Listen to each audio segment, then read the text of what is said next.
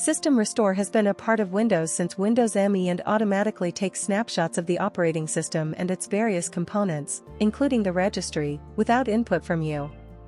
That is, as long as System Restore is enabled. The snapshots it saves are called restore points. You can get to system properties here by typing System Restore in the search bar and clicking Create a Restore Point in the results. If there ever comes a time when the computer begins to perform poorly, you can use these restore points to recover the system to a time that it was stable. Notice that System Restore only restores the operating system and the registry.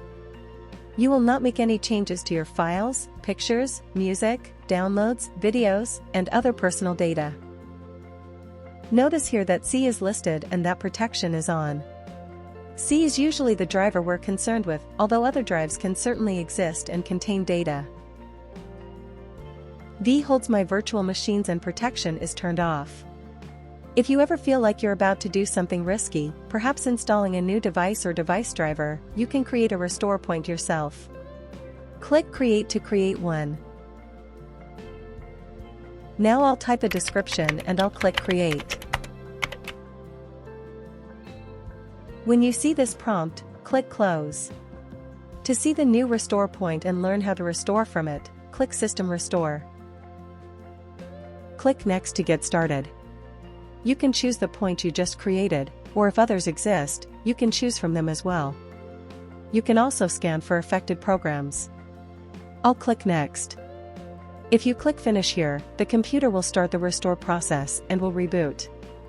It'll take some time as well, perhaps 10 to 15 minutes, maybe longer. So don't do that now. Let's click Cancel.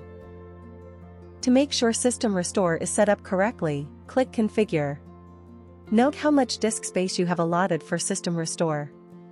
I suggest keeping it at around 15 or 20%, provided you have the free space you need on your drive to allow for that much space to be used. The number of restore points you'll have to choose from depends on your computer configuration. The more space you give to System Restore, the more restore points you'll have. As the allotted space is filled, the oldest restore points will be deleted and new ones will take their place.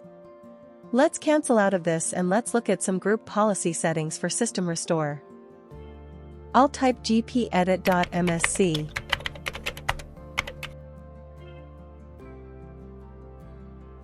And we'll have a look. From Computer Configuration, expand Administrative Templates. And then System. Scroll down to System Restore. There are two options. One is to turn off configuration options and another is to turn off System Restore completely. I see no reason to disable System Restore, although I could see reasons for disabling the options. Whatever the case and however you decide to configure it, make sure System Restore is enabled and that you remember it's an option. Should your computer ever begin to malfunction.